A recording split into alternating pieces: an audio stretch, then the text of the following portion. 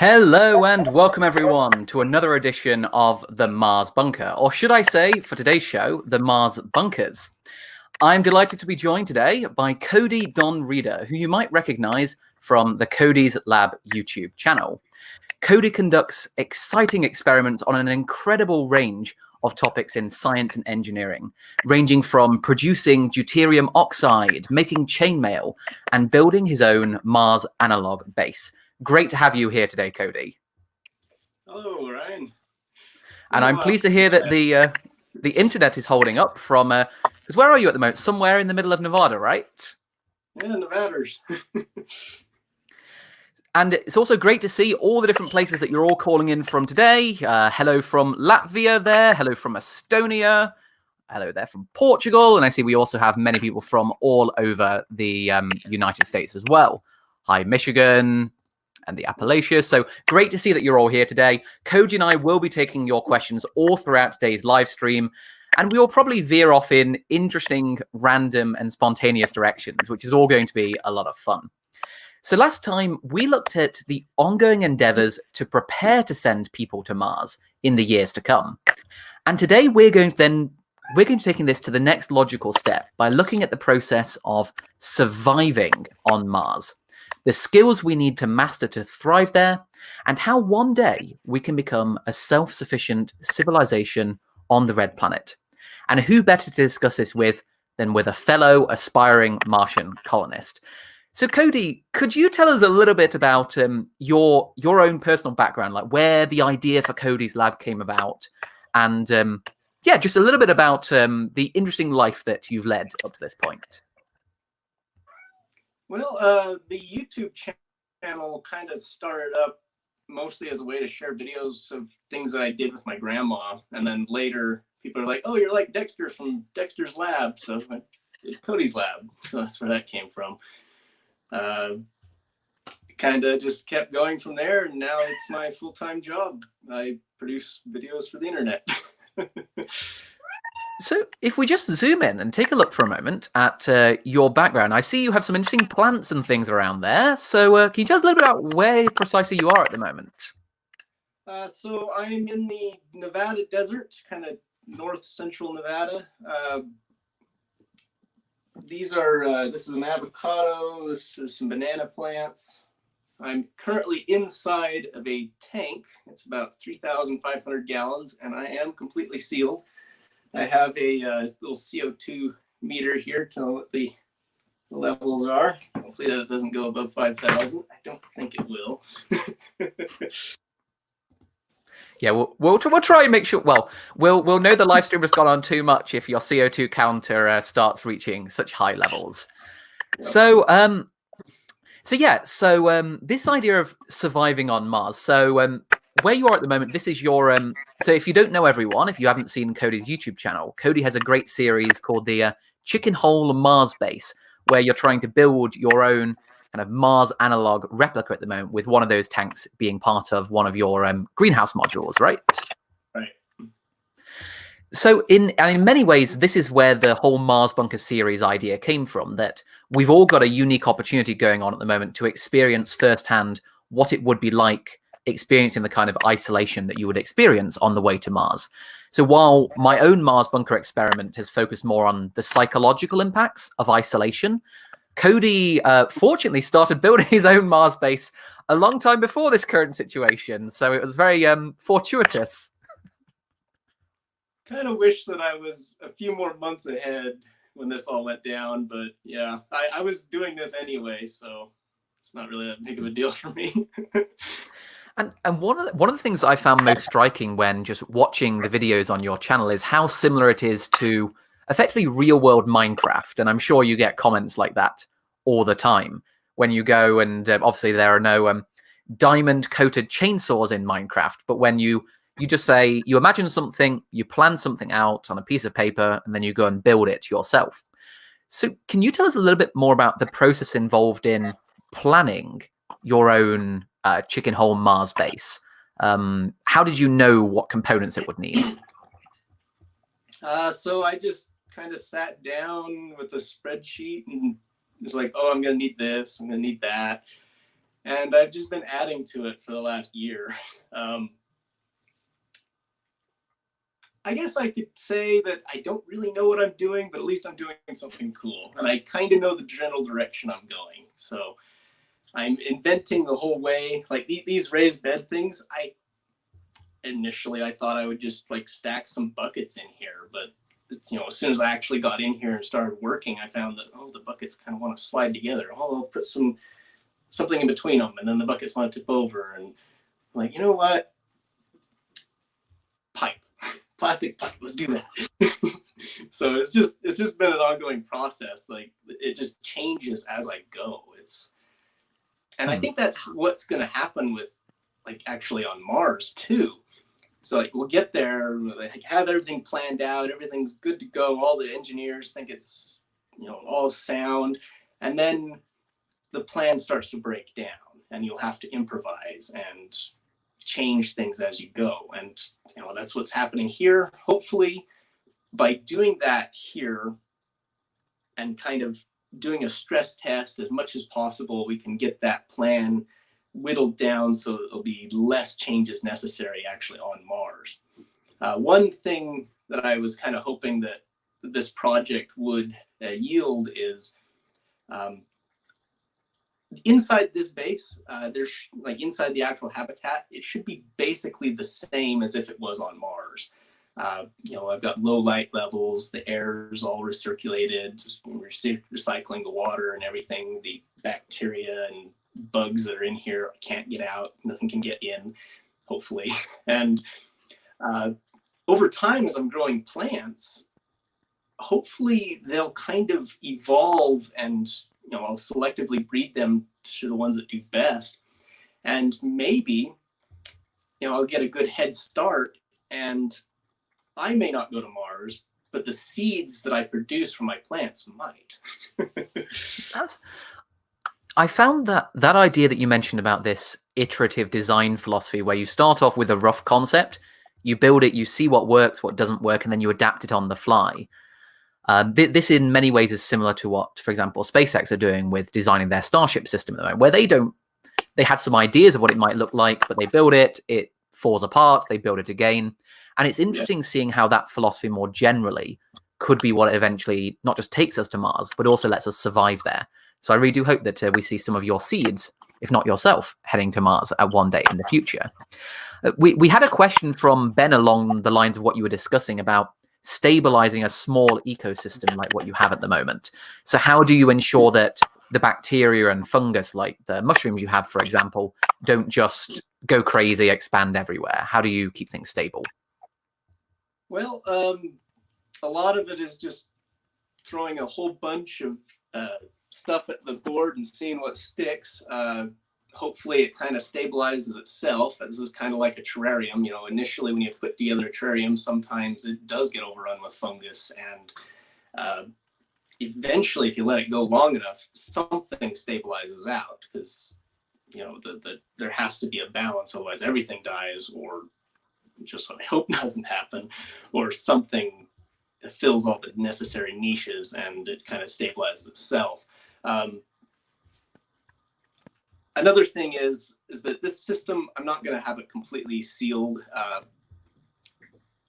If there's like a lack of oxygen, then I'll put oxygen into the system. It's kind of like a semi-sealed system. If I'm running low on water for some reason, I can put more water in. If I can twiddle the knobs. I've got little sensors and stuff. If something goes out of whack, I can correct it. And I think that's kind of similar how it would be on Mars. You've got the atmosphere, you've got the soil, you've got water on Mars. You can twiddle the knobs. So hopefully it doesn't get out of hand, but I don't think it will. The system is small enough that I can control it still. Yeah, that's an important point, that when we're on Mars, nothing would be a completely closed system for various consumables like the oxygen that you're breathing, because obviously you can produce more oxygen via well-known chemical reactions like electrolysis, for example. So you don't have to, keep every single atom and molecule which is inside your base inside and recycled, when you can process some things from the environment. So if anything, that's a bit of added realism to your own Mars experiment. So we've had a few more questions I see about animal life in particular. So question from Vito about whether you would take your cat to Mars, given that, so I don't know if Buddy's still running around the place. Yeah, he's munching on a can of tuna. So I find that the pet is really good for your mental health. Like, I was completely depressed and I got him and it just turned me right around. So it might even be worth it. I don't know how cats do in long transits and microgravity, so it might not be a good idea. And it might just be better to have another person. But also, the cat uses a lot less resources than a person does. One interesting thing is the chickens, which I've got locked up far away so you don't hear the crowing. I've got 6 chickens, and I've kind of been monitoring how much food they've been eating. And in total calories, they've been eating more than I have. So 6 little birds, and they're consuming more than I am. Of course, they are producing eggs, so I guess that's kind of a, they're giving calories back, but like the amount of corn they're eating is more than I would. So it's kind of like having another person here, just from the chickens. And you mentioned in your series that chickens in particular produce a lot of CO2, and so you can use them to more accurately simulate the levels of CO2 in your Mars base when you're not there, for example. So now that the chickens have grown up, and you have the CO2 sensors, I'm wondering if you have any kind of quantitative measurements as to how much CO2 they're producing compared to you, for example. I don't. I've never sealed them in anything yet, and a lot of people have kind of requested that I not do that, so maybe I won't. Animal cruelty and stuff. But just from the amount of food they're eating, it should be, if they eat the same amount of food as me, they should be producing about the same amount of carbon as me. Just because burning calories, you're doing the same process generally. And also inside these closed environments, so a question from folks here about the light levels in your greenhouse. Have you measured like how many lumens and things there are and how it affects the plant growth? I have indeed. I did a small series about a year ago when I was testing for this. That tank actually blocked more light than this one did, and it blocked about 90% of the light, but that's still enough that I was able to grow rice and other light intensive crops, so it's pretty good. This greenhouse is about 15 to 20% of the light is able to get through, so we start with about 100,000 lumens from the sun, or lux, I might be using the wrong word. So about 100,000 from the sun, and I've got about 20,000 in here, which is plenty to grow plants. Now on Mars, we would be getting about half the solar intensity as Earth does, so we'd be starting with 50,000, which would bring it down to about it's like half of 20, 10, which would still be enough to grow most plants. But of course, I also assume that if you're on Mars, you wouldn't be using these thick plastic tanks that block so much of the light. You'd probably have something a little bit clearer. But then you might not even be on the surface of Mars directly because of the radiation environment. You might be underground and have to have some way of reflecting or funneling the light, for example, or using artificial indoor lights. So it's hard to ever have a perfect replica of the conditions that you're going to have. Right. One thing I had in the original plan was to actually line the surface of the tanks with plastic bags filled with water, and then have another coating, like a plastic sheeting on top of that. I determined that blocks too much of the light, but I think on this back section where I will have a thinner plastic, I think I will try that just to see how it works. But the idea was that the water provides thermal stabilization and also blocks the radiation. Just a few centimeters of water knocks the radiation down by half. So that, and also plants don't really care about radiation. They have short lives, and sometimes mutations is actually good. So, and if you're not spending very much time in here, then it's probably okay. Definitely for the living areas, it's going to be buried. So at least a meter of soil on top of it. And I hope to get that done, before next winter. So you mentioned about the prospect of using water there to simulate radiation shielding, but of course you're in the middle of the desert in Nevada, and water doesn't come easily where you are. And equally, finding water on Mars, you can dig up ice and you can purify it. So can you talk us through the water system that you have in your Mars replica base? How you achieve optimal water efficiency and the like?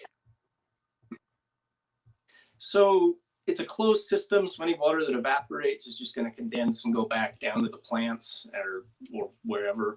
So I shouldn't lose very much water. So what I've been doing so far is I've been like hauling it in on my truck, rover, I guess. And I did catch a little bit of rainwater. In fact, I'm sitting on a jug of meteoric water right now. So I could try that. One thing I definitely want to do is build like a rotating oven and just shovel dirt into it, seal it off, pull a vacuum, and like have concentrated solar and just tumble it and see if I can extract the water from the soil. That's probably what you would end up doing on Mars. And then I can kind of get an idea of how I probably won't do all my water that way, but it might be fun to just try it and see how much water I can get using the methods that we'll have to use. So we've had an interesting question here from Warhawk about the interface between the animals that you have and air quality. So how do you solve the issue of ammonia when you have a sealed environment with chickens? So ammonia is fairly water soluble, so it should mostly stay in the aqueous phase and be fertilizer for the plants. But again, I don't think I'm actually going to seal the chickens in here. I'll probably, if I do it at all, I'll have like the chickens living in a separate thing, and then I'll draw the carbon dioxide from them and pump it into the system if I'm doing that, and then just have the droppings go down and dry out to preserve the nitrogen, and then I can take those and use them as fertilizer or whatever at my discretion. Is not just going to be dumped out and hitting the system all at once or anything. So, more questions coming in. Firstly, thank you, Ben, for the super chat there. And a question from Laurie about, so you mentioned the CO2 sensor that you have. Do you have some kind of sensors for monitoring the amount of oxygen, the water, the humidity, etc.? What kind of sensors are you using, and what are you currently sensing for? So the sensors I have right now, I've got the CO2, I've got an oxygen sensor, a barometer, of course. That's about it for what I have currently. But of course, I want to also have humidity sensors and thermometers. I guess I do have thermometers. And then have those controlling like automatic systems. Like I was going to build like a little a manometer with a little bit of like an electrolyte, and if the pressure goes up to a certain level or down past a certain level, it would break an electrical contact and then turn on a pump to pump a little bit of air in from the outside just to keep things pressurized. I'm hoping to keep the system at about half a PSI above ambient pressure. And that's mostly just for realism. I'd love to do the full 5 PSI that you would need on Mars, but just for safety, I'll probably go to about 1/10 that. This tank should handle 5 PSI, but 5 pounds per square inch of a volume this big, that seems kind of dangerous. So I'm now imagining us seeing a similar thing to what we're seeing with SpaceX's tank tests at the moment, where they say, "Oh, let's overpressure it just to see what happens," and then we see one of your greenhouses. So, let's hope. Let's hope not. I see. Juicer mentions we've got a Schrodinger's cat situation going on here with Buddy, and a question from Varun here about the power system. So obviously you're using a solar panel for your base at the moment, but what are your thoughts for Mars more generally? Are there any alternatives to solar power? I mean, nuclear would be awesome, but I just don't have access to that. in theory, I know how to do it, but the government just won't let me even get close. So solar power completely, and solar power should work for Mars. I think the Mars One, when they did their study, they just assumed straight solar, and it should work. You get half the amount of total illumination, but with the lack of an atmosphere on Mars, you actually get a fair amount of power. So the solar panels aren't as inefficient as you would think, so they're actually pretty decent on Mars. And you got a rover that lasted for many years just on solar power. So, I mean, if anything, the presence of these little miniaturized dust devils helped to actually clean the solar panels of the Spirit and Opportunity rovers. So you'd get if you monitor how much power they're producing as a function of time, you get a little spike in efficiency when one of them gets hit by a dust devil. So if anything, that's one aspect where Mars was actually being quite helpful to our scientific endeavors up there. I think I might, have another YouTuber build me like a little solar panel Roomba that would just kind of clean the solar panels, because cleaning the solar panels makes sense even on Earth. So I think that'd be cool to have something crawling along, just cleaning the panels off. Well, I think you have the issues of like random animals like cows and things probably coming up and toying about with your solar panels. Unfortunately, we don't have to contend with curious Martians doing that in our case. Yeah. So I think the animals are okay. I can put the solar panels like up on top of the cliff where they don't go. The biggest worry I have is other humans, actually. But I guess you could say this is not a first Mars base. Like you could say there's other Mars bases and people are competing with each other, maybe. So there's a very nice question here from Jason. So we've talked a little bit about basic needs, producing your air, water, a little bit on food, for example. Jason's question concerns what would you do next once your survival needs are met? What would be the next goal? Science, of course. Grab a shovel and go dig up some frozen fishies. Somewhere there. Do geology, Yeah, I was going to ask you about that point about geology, actually, because you have a background in geology as well. And obviously in some of your other videos, you have collected various minerals and ore deposits. You've experimented in smelting to purify them. Could you tell us a little bit about the kind of minerals we're likely to find on the surface of Mars and what that means for small-scale industry on Mars, essentially? Okay, Mars doesn't have a lot of like fossiliferous sedimentary rocks, so you're not going to have huge sheets of limestone. You're not going to have phosphorus deposits, for instance. Things that we mine here on Earth for industry and agriculture. You're just that were formed due to life. You probably don't have that on Mars. We still don't know if there was life on Mars or not, but even if there is, I doubt that there's going to be oil deposits or coal. So those kind of things we're going to have to find replacements for. Like, how do we get phosphorus? We're going to have to go through a lot more material in order to get it, because phosphorus is a fairly rare element. Life accumulates it. So we'll have to have our own accumulators for that. The rocks. There's our Martian. Yeah, he kind of comes and goes. Finished his tuna.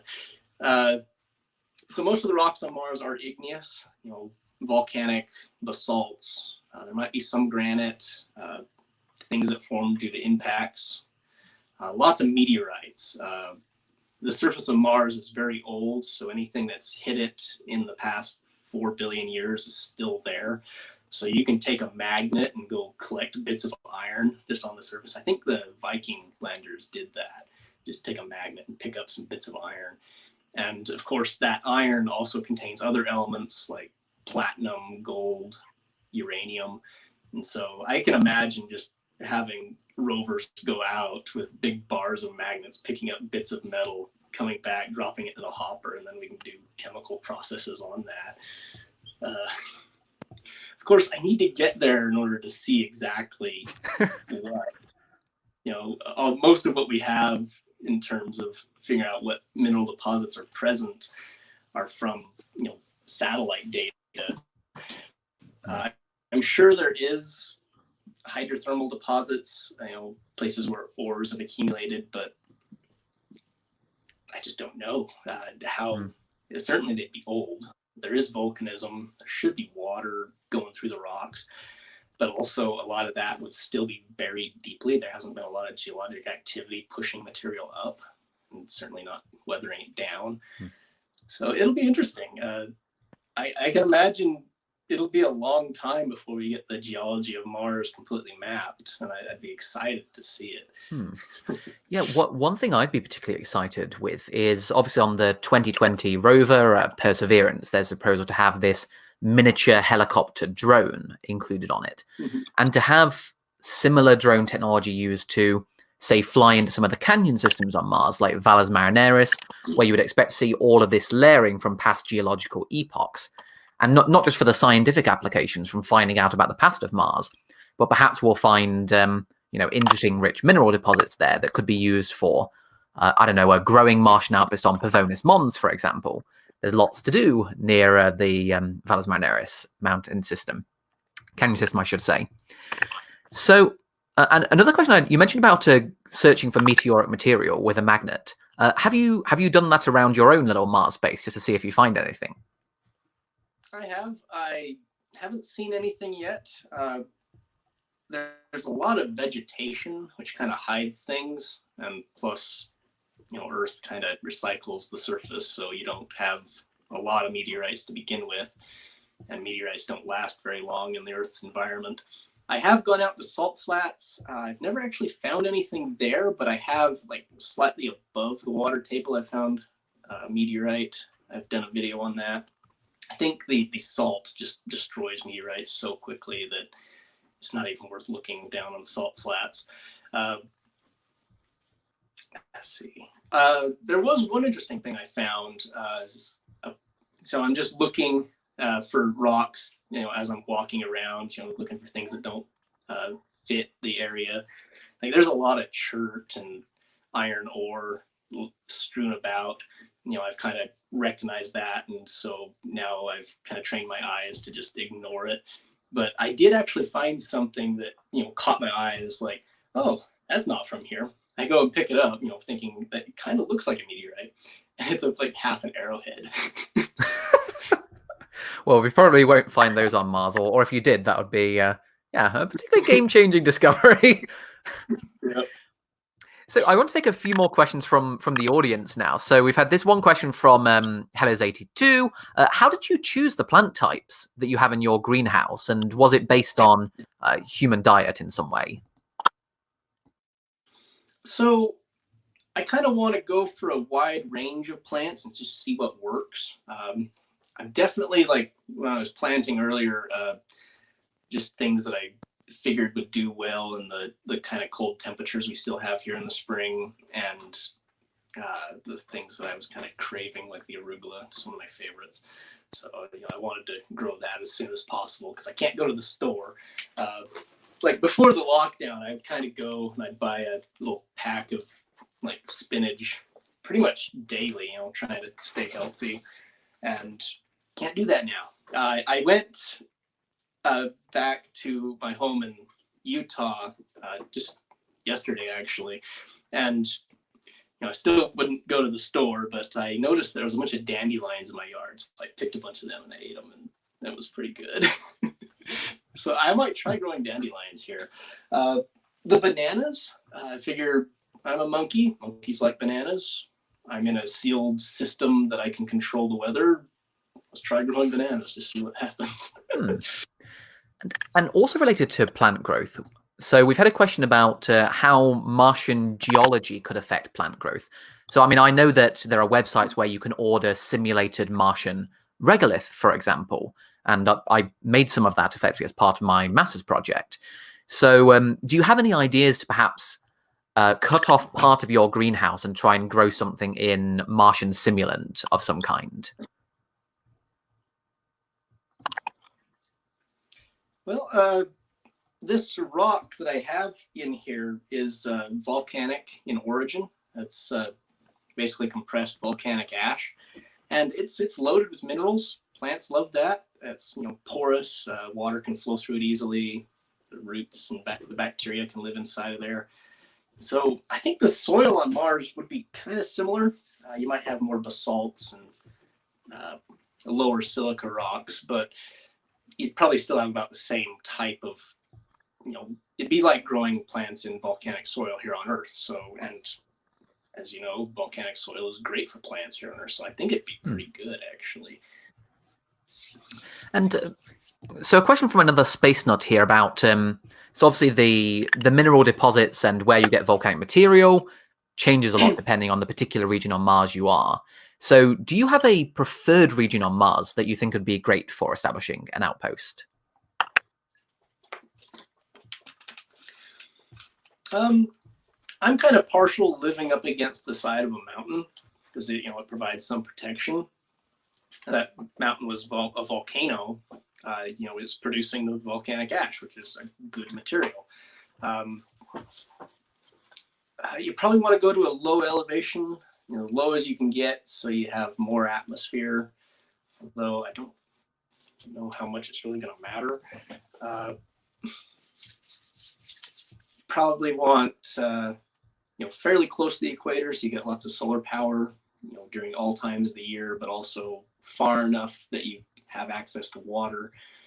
So about 40 degrees north is probably pretty, it's probably where we're going to colonize first. And you know, it's about where I am. It's about 46 degrees north, I think I am. So the seasons should be about the same for me as it would be on a colony on Mars.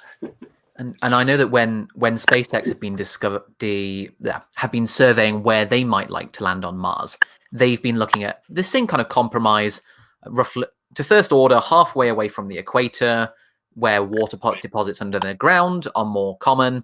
But then the further away from the equator you go, the less solar intensity you have. But you can push it a little bit further south in particular regions. So they're looking at Arcadia Planitia, where you can go down to around 35 degrees north and still have abundant water deposits, it seems. So there's plenty of opportunities. And so yeah, a lot of the problem is that in terms of what we can detect from space, it's reasonably easy to get some ideas on water deposits beneath the surface, and to a certain extent, even things like looking for chlorine compounds like perchlorates. But it's hard to do these mineral searches. So I saw we had one question about whether there's gold on Mars, and the answer will almost certainly be yes, because the terrestrial planets formed in the same way. They differentiated. You've got heavy things closer towards the core. Mars has had volcanoes and obviously interchange historically between the deep underground and the surface. So there will be Mars somewhere, but I don't know of any studies localizing Mars remotely via spectra, for example. The meteorites, the meteoritic material has more gold in it per ton than a lot of gold ores here on Earth. So gold will be not a problem. And okay, another great question from Camille here about so the volcanic rocks on Mars will contain olivine, and does the iron content in olivine cause a problem? Is there enough iron in olivine for plants to be able to grow? I don't think iron on Mars is going to be a problem. There's lots of iron everywhere. Well, it's the red planet for a reason. Yeah. Like I've got a lot of iron in my soil. Most of it's in forms that are not soluble, so it's basically inert. You know, the magnetite, it's not really, unless you get the pH really low, which is not a good idea either. But plants love iron. They, especially like these guys, I think might even be a little low on iron. So it'd be good to get them some. And you can kind of control the iron content, or the amount of iron the plants pick up by the pH. Like we might decide we need to have the pH kind of higher, you know, above neutral, just so we don't get too much iron. I don't think that'll be the case, but if we do, that'd be kind of interesting, because then you'd be able to grow crops that normally you need to have a low pH in order so they can absorb iron. Maybe on Mars, in the Martian soil, you want the high pH so that the plants can thrive. I just don't know. I'm sure we'll be tinkering with that and figuring it out. Exactly, that's a lot of point. We're figuring out a lot of these, very straightforward questions just by trial and experimentation. And I see we have a question from Jettisoned Guy pointing out that we neglected to discuss one of the most vital things to survive on Mars. So obviously, can we grow coffee on Mars? I myself would, of course, have to have my tea to be able to survive there for long periods of time, at least to stay sane. So do you have any plans, for example, to try and, you mentioned you're growing bananas in your Mars outpost. Any prospect of coffee? I don't see why not. I think I'll have sections of the habitat which are tropical in conditions, so coffee plants should grow. I'm more of a tea drinker myself, so maybe I'll start with tea. But I greatly approve.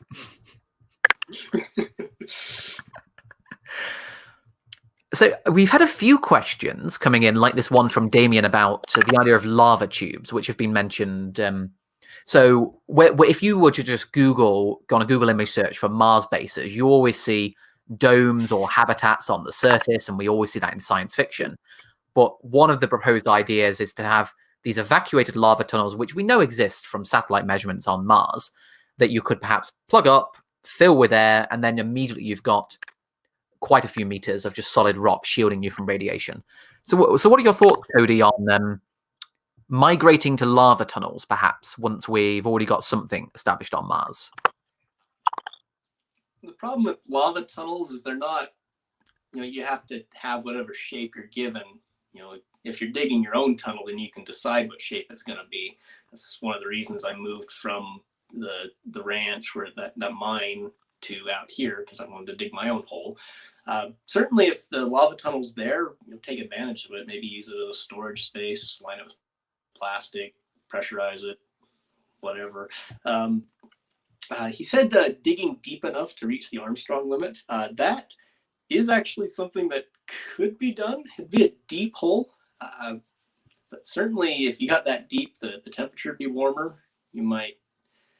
The geothermal gradient on Mars is less than on Earth, so I imagine it'd be quite warm at that depth. I don't know if it'd be too warm. Certainly, you could try cooling it, and maybe even generate some energy off of that. But the depth would probably be on the order of like 20 miles down.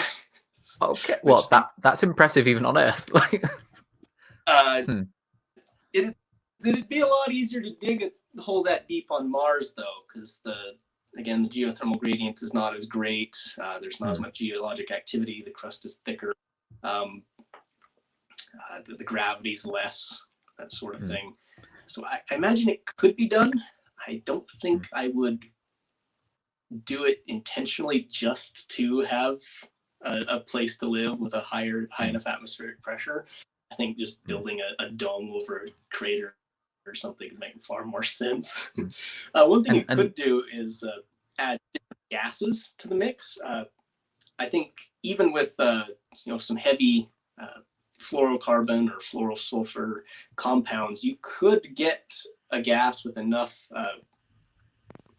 that's heavy enough that it doesn't leave, and you could probably fill a deep crater with the gas, and you could generate enough pressure that way. And if you're making tons and tons of this gas for terraforming purposes to trap solar energy, you might find some places on Mars, like even when the average on the surface is just a few, a percent of the gas, you might find that lower areas collect it, and you might get enough pressure that way. Yeah, it's a fun topic. I'll have to look into it. Yeah, no, I do find them fascinating, and I think it's something where we'll really need things like those drones that I mentioned earlier to explore and actually find these lava tunnels before you can. You can't plan for the very first Martian outpost you have to be in a lava tunnel if you don't know where the optimum sites are. So it'll probably be a gradual progression in understanding more about Mars before we see if it's a viable alternative. There have been quite a few other questions about other things you might find on Mars. In fact, you even mentioned sulfur there, which was a question that I had about does sulfur exist. And Yeah, and I mean, we see from orbit salts that contain sulfur in them, and in fact, as a more general point, Mars essentially has all of the elements. There's a deficiency of nitrogen, but besides that, you pretty much have everything that you have on Earth. So, which obviously helps us with the self-sufficiency. That you won't have deposits of phosphorus. That's the main one I think we'll have issues with. Nitrogen, it's fairly rare on the planet, but the atmosphere is still about 1% nitrogen, and that's pretty easy to extract. And if you think about it on a planet-wide total, that's still trillions of tons of nitrogen. So that'll suit our needs for some time. Might not be. Okay, okay. So there is a question here from Chris about internet activity on Mars in particular. Because what you've often described in your videos when you're doing research for them and you're learning how to create something new, that you can just get at Wikipedia, you can search it, and you can find almost all of human knowledge that way. So presumably Martians will also need to have a internet connection, perhaps for something like Starlink. So yeah, would you be able to survive on Mars if you didn't have the internet? Well, anything you'd want to send up from Earth, you'd have to request and then wait 20 minutes or longer to get, and that's assuming your download speeds were instant. So you probably have to just kind of, okay, I want to watch this, and this video, or maybe subscribe to people and have their videos uploaded to the Mars servers as soon as possible. And then just, when you're done with your work for the day, just sit down and watch the videos that have already been uploaded. I don't think it'd be much different than watching YouTube these days. Just have a slight delay. Okay, this is another question I quite like from Jetson Guy again. So Cody, if you could have the ultimate Swiss Army gadget to survive on Mars, what would you include in that contraption? Well, a Swiss Army knife. I have found this thing to be very useful. Opening tin cans of food, cutting things, you name it. Cutting my fingernails. Can you think of any unique contraptions that you think you would need on Mars that perhaps you wouldn't have to consider on Earth? Atmospheric sensors, maybe. Something to. There's a car driving up here. And presumably a radiation sensor or something as well. Well, hopefully that isn't some space pirates come to survey your base. Yeah, they just drove by. I do have neighbors. They live about a mile farther up the road, so occasionally they do drive by. So I guess you could say I live next to another settlement. I love looking at the. I've got a motion sensitive camera that takes a picture whenever it's triggered by motion. And I love watching their faces when they're looking at my structure, what is that? I haven't published any of the photos for privacy reasons, but I haven't ever talked to them, but I've seen many pictures of them as they're driving past. So a question on a bit of a different topic here.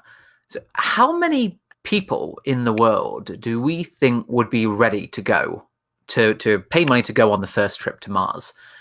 And so I would just say that every time that NASA opens up an astronaut selection process, or the European Space Agency, or anyone does, you get tens of thousands of people applying, even if there's just 4 positions. You also get private initiatives like Mars One that had about 200,000 people that expressed interest in it.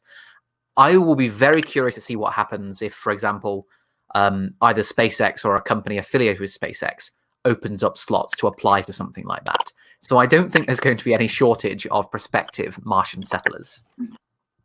I think we'll be beating them off the stick. You'll be putting up signs like, "This is Cody's lab on Mars. Keep away for our experiments."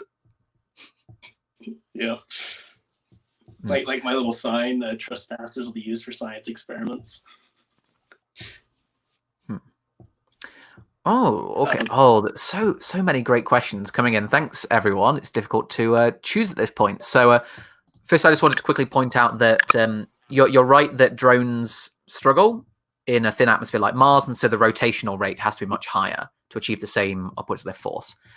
But this is a question that I really want to get both of our views on. So, Keith wants to know about our thoughts on dealing with death on Mars, and in particular, the way that I want to address this is that you can't just, at least initially, when we're doing things like looking for life on Mars, just go and dig graves and just bury bodies, because then you're inadvertently contaminating the surface. And if one of our scientific goals is to look for evidence of past or present life on Mars, you want to try and minimize contamination risk as much as possible. Within the first few centimeters, radiation will do that for you, but if you bury a body, obviously that's not going to work. So I would imagine that cremation would have to be the norm on Mars. And the human body also contains so many useful nutrients and things that you'd want to keep within the habitat wherever possible. So, yeah, Martians will probably have a very different view to death as part of a cycle, I would imagine. And I don't know if you have anything you want to add to that, Cody. First of all, I was thinking of the Mars helicopter. If you think about it, the total amount of energy needed to keep something aloft is basically the gravitational force over time. So the total energy necessary to keep something flying on Mars is actually less. So assuming you can get that rotation on the blades and get that lift, it's actually easier to fly on Mars in a lot of ways. As for cremation, I think that'll definitely be the thing. I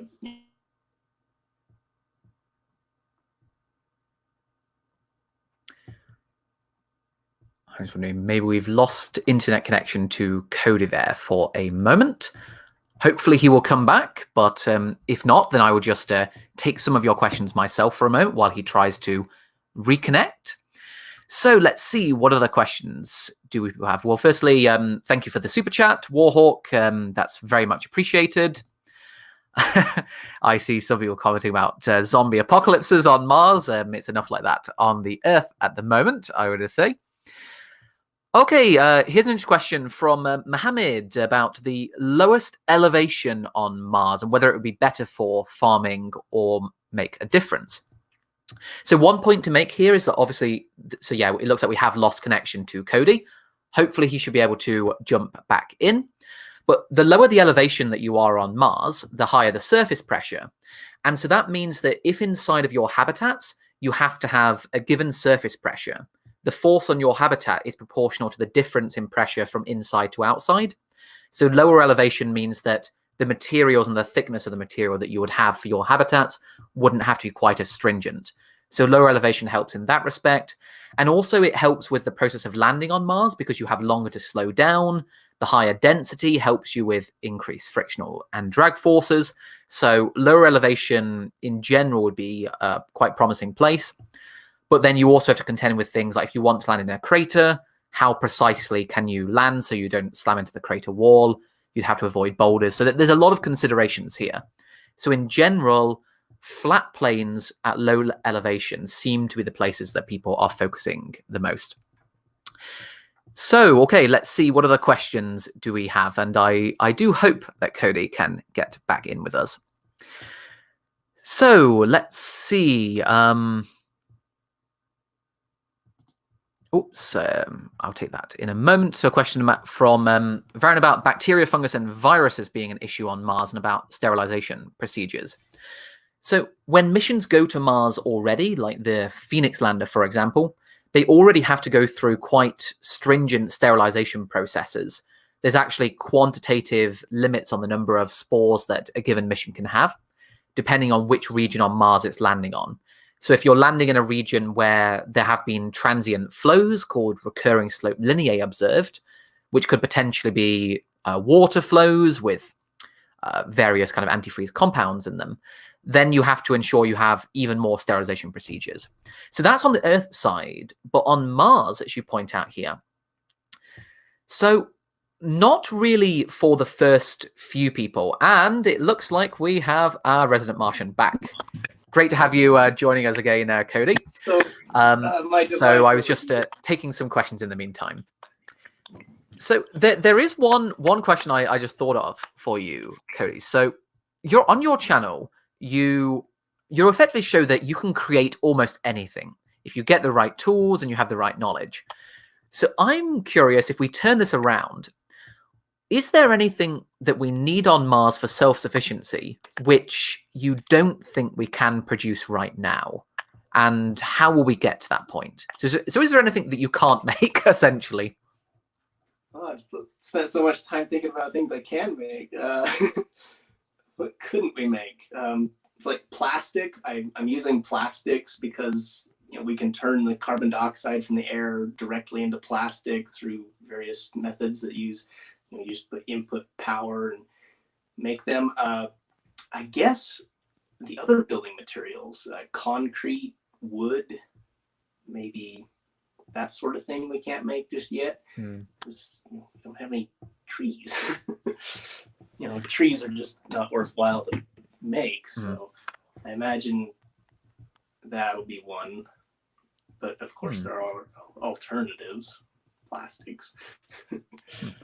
And I have heard, though, that although it would be difficult to grow a tree on Mars, you would need a huge dome, for example, to be able to do it. I have heard some people talk about it not for the from the resource perspective, but from the psychological perspective, that being able to walk out in a little miniature park inside your dome and be able to see trees could have a great psychological benefit. But yeah, that's a good point. Plastics and wood and various things would take. I do actually have a tree. This is the Emperor Princess. I think it's native to China. It grows super fast. It uses the same carbon pathway as grasses, so it actually is more efficient at producing biomass than most trees on Earth are. But the reason I have it is these are very large, soft, fuzzy leaves, which do make for good toilet paper.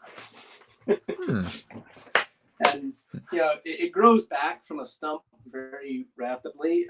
This one actually got broken off by a storm and it grew back, and then it got eaten by grasshoppers and it grew back. And it's just a tiny little tree. So I think this might be one of my main sources of just carbon sink. It'll produce a little bit of wood, but once it grows up to the top of my greenhouse, I'll have to cut it down and make it grow back. So, a question here from Vishal about cleanliness, hygiene, bathing on Mars, for example, which is obviously very different from the space station, where there were experiments with space showers, which didn't really work that well. So the space station instead just uses effectively wet wipes. But on Mars, we obviously have gravity. Right. So how do you think this might work, Cody? Well, once I get this greenhouse going, my next goal is to make the bathroom and compost processing system and shower. I will have a shower. It'll recycle water, but I definitely want to have that. As it is, I don't shower that often anyway. Just kind of something I've gotten used to. People are like, "Oh my gosh, you don't shower every day. You must be disgusting." And actually, I don't smell a lot according to other people I've interacted with. And I think a lot of it is like you have a grassy meadow full of plants, and you decide you don't like some of the plants, so you take some Roundup and you kill everything, and then you keep doing that. Plants grow back, you spray it with Roundup, kill everything. Eventually, all you have growing are the weeds, basically, things that can handle those, being killed off all the time. So you're going to have tumbleweeds and other things you don't like in the terms of bacteria, maybe ones that produce lots of smells. So if you shower all the time, you might actually be doing yourself a disservice. So, you want to have the good bacteria growing, not the bad kind. And the bad kind generally are the ones that grow fast and can. That might be a thing that Martians kind of get used to, is just keep your microbiome happy as much as possible. But also, I don't think it'll be that big a deal. We can recycle the water. When the system's going at full tilt, so the plants are going to be pumping water into the air, you'll be condensing it, probably hundreds of gallons a day being recycled. So it shouldn't be that much of a problem. I'm not going to do a flush toilet. The toilet, composting toilet system is what I'm kind of going for. A lot of people have pointed out that maybe that's not a good idea. You might have some bacteria that come through and get into the soil and might make me sick. I don't think that's a big deal if it's just me. But if you have more than one person, maybe it'd be a good idea to cook the waste first. Put it in like a pressure vessel and bake it at 120 degrees Celsius for a few hours, and then inoculate it with good bacteria before composting. So we're definitely going to be symbiotic with bacteria. And that's one of the reasons I think that maybe it's a good idea not to bring people to Mars until we've thoroughly checked to see if there's life. Send a bunch more life-finding missions. And maybe I'm simulating living on an asteroid. Like I don't see any problem with moving to an asteroid, for instance, or even a rotating habitat with a little bit of gravity. I am assuming there is gravity, or at least a little bit, because a lot of my system is going to have, thermal siphons that, rely on gravity to work. But they don't need much gravity to work. So anyway. So there's one particular question, and we've had many questions along these lines throughout today's show, but I'll just take this one as an example. It's about personalities. So you mentioned there about people getting used to perhaps not showering as much and whatnot. But a key part with small teams is about the personality of the individual crew members and how they interface with each other. So I was curious, Cody, and hopefully you're still there because I see you've frozen. So the question was about, you're back, Cody. So what do you think about the ideal personality for Mars missions? I see we need to get Starlink launched sooner rather than later. So my answer to this, are you there, Cody?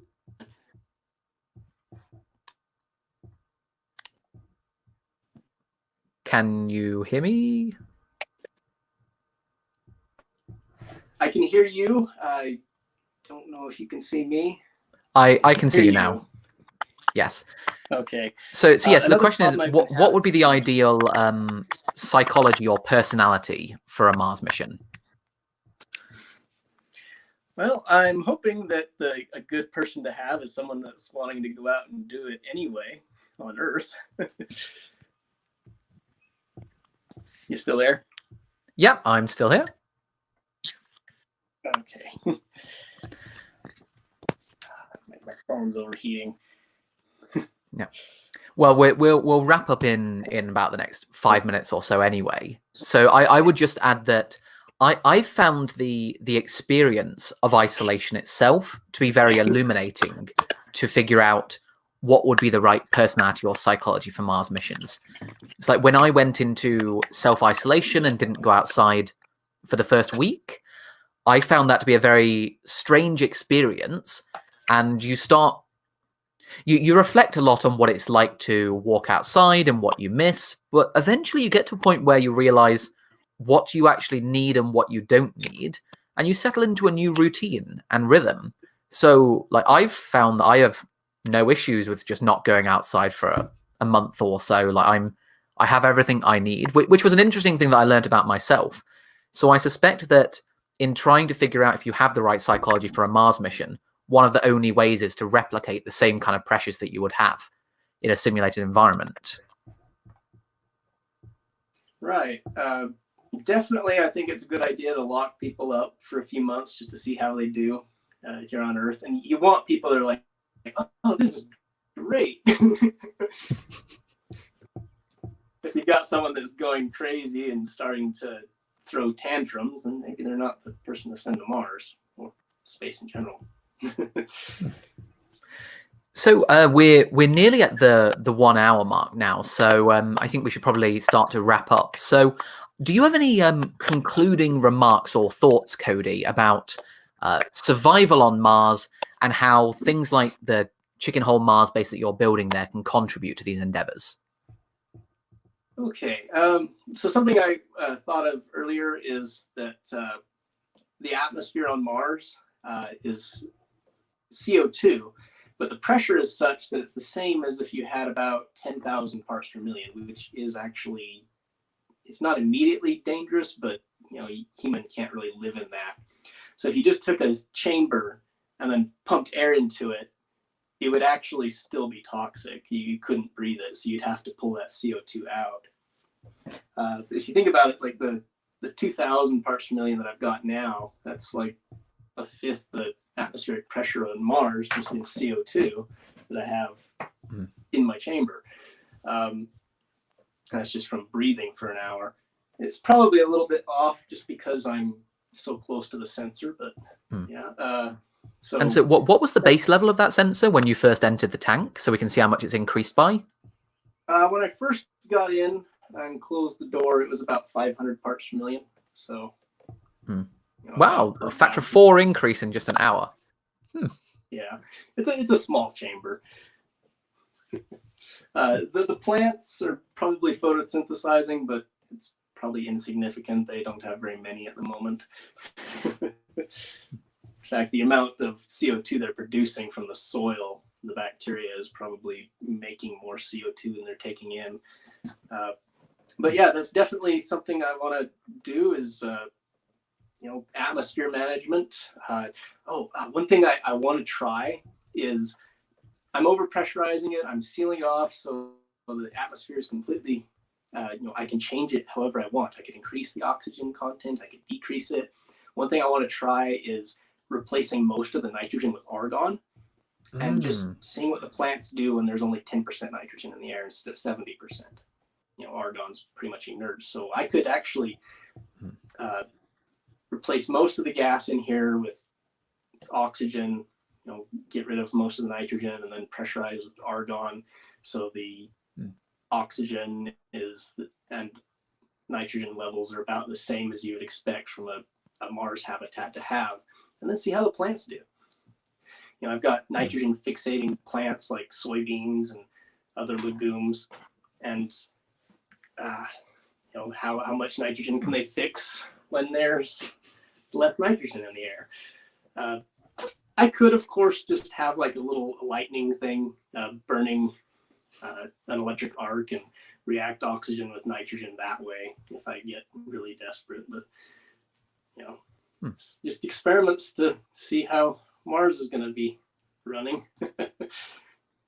And I think that's a great point to end on today, that we can conduct a lot of these experiments, like as you mentioned, seeing how plants deal with large argon concentrations right here on Earth to learn the lessons needed to survive on Mars. And I know myself and hopefully many of you watching today will be watching your chicken hole Mars-based experiments and your entire series with great interest to see the lessons that we learn. I will also say, for those of you that are wondering about the Martian Colonist Discord channel, that the channel is now basically finished. We're ready to go.